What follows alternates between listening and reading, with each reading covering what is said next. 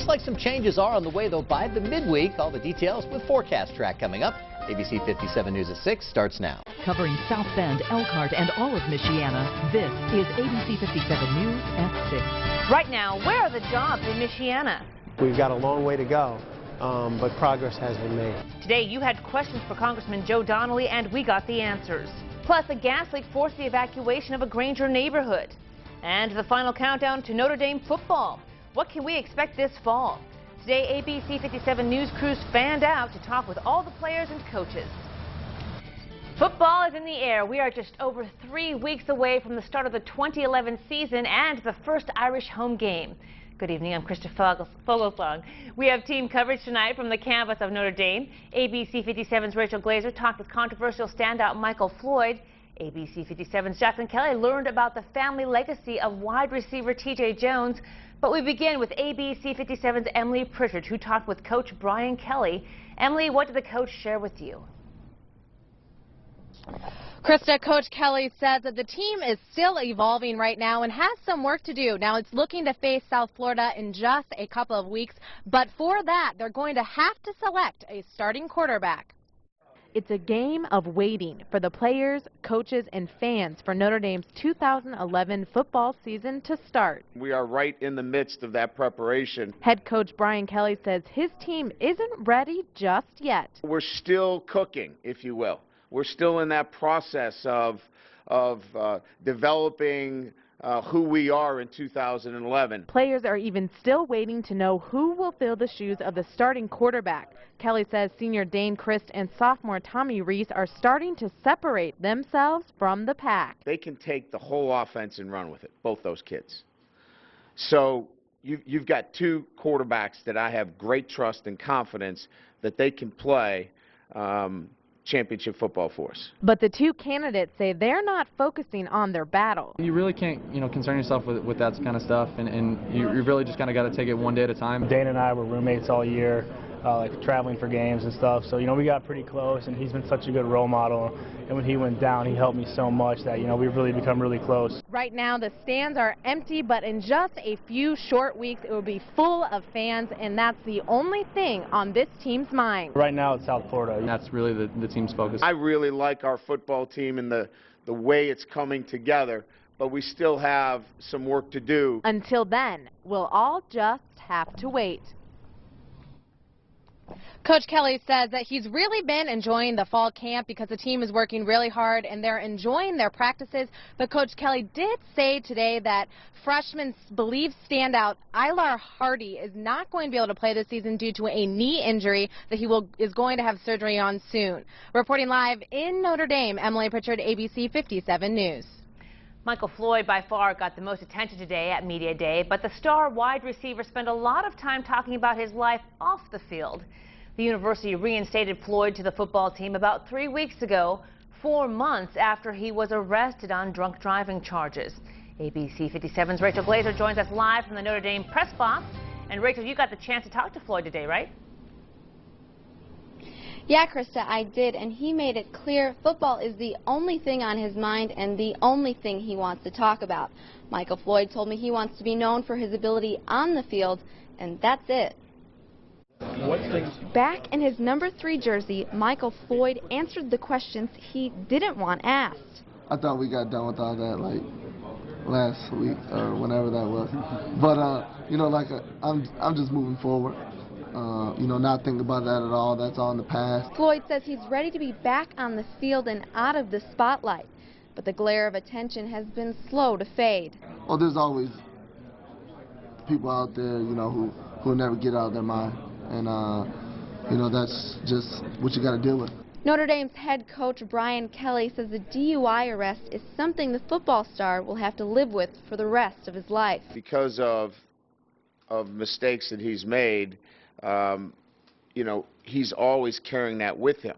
Still, the head coach, the wide receiver, and the rest of the team all seem ready to move forward. You don't spend time every day gnashing your teeth going, oh my God, Michael Floyd, what did you do to us? Floyd says his Fighting Irish teammates and coaches are all past that point, and now his relationship with Kelly is even better than before. I respect him a lot for doing everything he's did for me. just being there on my side. And I think we just got closer. Floyd says he talks to his coach about decision-making, both on and off the field. Making sure, I know what I'm doing, and the decisions I make could affect my future. And for Floyd, it's all about the future. He says he expects to face scrutiny this season, but he only focuses on the positive. He got a second chance and wants to take full advantage of it. I'm privileged to have this opportunity to have my senior season be successful. And Floyd and the Fighting Irish team have pretty much gotten back to normal, but he's about to see a big change tonight. Right now, he's moving back into the residential halls on campus. That was part of his agreement with the university for his reinstatement. He told me today it'll be interesting living with underclassmen. Reporting at Notre Dame, Rachel Glazer, ABC 57 News. This summer, Notre Dame said goodbye to one of its football greats, Andre Jones. He died from a brain aneurysm in June at just 42 years old. Jones played on the 1988 National Championship team, and now his son TJ is carrying on his legacy as a wide receiver for the Irish. Today, ABC 57's Jacqueline Kelly caught up with wide receiver coach Tony Alford. And Jacqueline, I understand all of the coaches are keeping a very close eye on TJ Jones. That's right, Krista. Everyone on the team has been very supportive of TJ. They say they just want to help him through the grieving process. Today I talked to Tony Alford, the wide receivers coach from Notre Dame, and he says he's seen Jones mature over the last season and believes that has made him stronger through this process. All the coaches are very pleased with his performance and feel he's doing a good job right now and in a very good place. Coach Alford says he's close with both TJ and as well with his father, and has been there for TJ whenever he's needed to talk. And Alford says he couldn't be more proud of TJ. Very proud of his approach and how he's handled that adversity, if you will. And it just shows you again, it shows the maturity of him, and it shows you how he was raised. It says a lot about the way his mother and father raised him.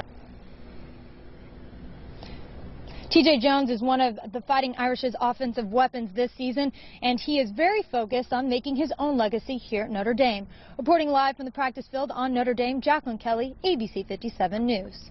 Stay with ABC 57 News, both on air and online, for complete coverage of Notre Dame football. The 2011 season kicks off at home on September 3rd against South Florida. Late this afternoon, the St. Joseph County Prosecutor's Office announced charges against former Notre Dame football coach Corwin Brown. Those charges include domestic battery and confinement. Police say Brown shot himself in the stomach during a 7-hour standoff with police on Friday at his Granger home. Right now, Brown is undergoing treatment at an undisclosed location. Today, Corwin Brown's family also released a statement to the media, blaming the incident on collisions he suffered in the NFL.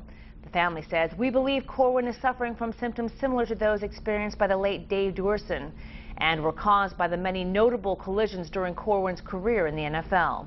The statement also says, for those reasons, Corwin chose not to disclose his symptoms, as he did not want to bring any shame to any coach, team, organization, or the NFL. The family goes on to thank police officers and apologize for what happened. If you'd like to read the entire statement, just go to our ABC 57 website at abc57.com. Well, tonight you may want to spend some time outdoors because we could see some storms tomorrow. ABC 57 Chief Meteorologist Jamie Martin joins us from the First Warning Neighborhood Weather Center. Jamie, it's been nice so far. It has been, Krista. Beautiful couple of nights out there. A little bit of patchy fog. We may see a little bit more of that, but the rain showers may move back by the time tomorrow afternoon rolls around. Right now, A-OK getting out and about. Looks great. ABC 57 First Warning Doppler radar. Not showing any showers at all across the area. Look at these temperatures, too. Very seasonable, right up near 80 degrees, 80 in Goshen, 79 in Elkhart and Benton Harbor, 81 in South Bend, 80 degrees in Knox. Lots of sunshine, just a few high, thin clouds. We're going to clear things out. We're going to be mostly clear tonight. Not quite as cool, a couple of degrees warmer, but still nice and seasonable. Right around 60 in South Bend and Knox, 63 Benton Harbor, 59 in Goshen. So another comfortable night, but we do have the chance of those showers and a few storms on Forecast Track. We're going to show you that coming up in just a few minutes. Krista. All right, thanks, Jamie. Today, Congressman Joe Donnelly hosted his second annual job fair at IUSB. Over 50 employers attended to interview the hundreds of people who showed up. ABC 57's Tony Spahar was there and talked with Donnelly. Tony, what did he have to say? Krista, Donnelly told me that with the economy the way it is, jobs are what's on people's minds. And it seems he was right. Everybody I spoke to here and online had questions about Michiana's economic future. So I tried to get some answers. Karen Coleman was just one of many here at IUSB looking for a job. I think there's more people looking for jobs than jobs that are available. So it's just hard just finding other things you can do to help build your resume. And Coleman's not alone in her search. Jobs and economic growth aren't just on the minds of all these people here behind me. Across Michiana, people are concerned. They even took to our Facebook page asking us to ask Congressman Donnelly their questions. So I did.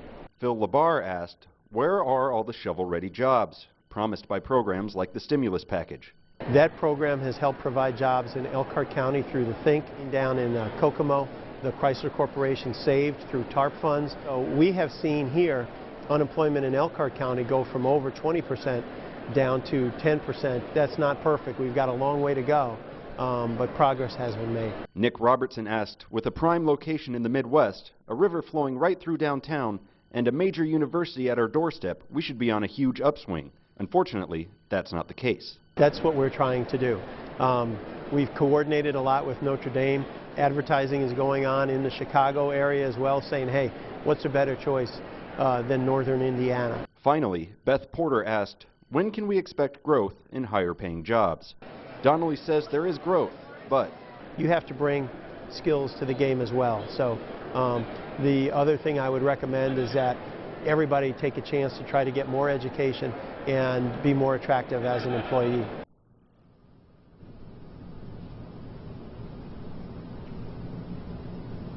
Now, Donnelly did say he thinks Michiana is on an economic upswing.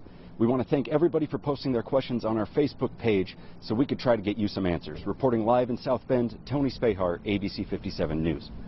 Tonight, there's a new legal challenge to a South Bend decision to give $1 million to a private school. The Americans United for Separation of Church and State and the ACLU of Indiana asked a federal court to block the move. The groups claim the funding violates the separation of church and state. The money is set to be used to help build the St. Joseph's High School. Today, thousands of area students said goodbye to summer vacation hello school. It was the first day of classes for several districts, including Mishawaka and Elkhart. This morning kicked off the Cool Your Engine Safety campaign. Most Mishawaka students walk to school since the district does not have buses. So police want to make sure drivers pay attention and slow down. Put down the cell phone, leave for work a little earlier, and map your route to get to where you're going. That means you have to pay attention to all the construction and be ready for those detours.